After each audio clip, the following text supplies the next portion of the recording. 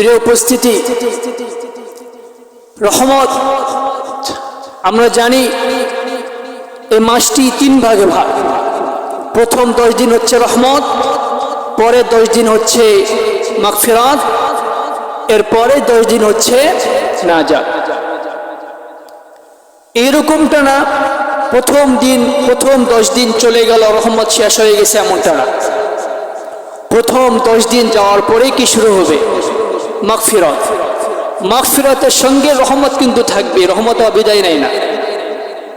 সুবহানাল্লাহ বলবেন না? মাগফিরাত শেষ হয়ে যাওয়ার পরে কি আসে? নাজাত।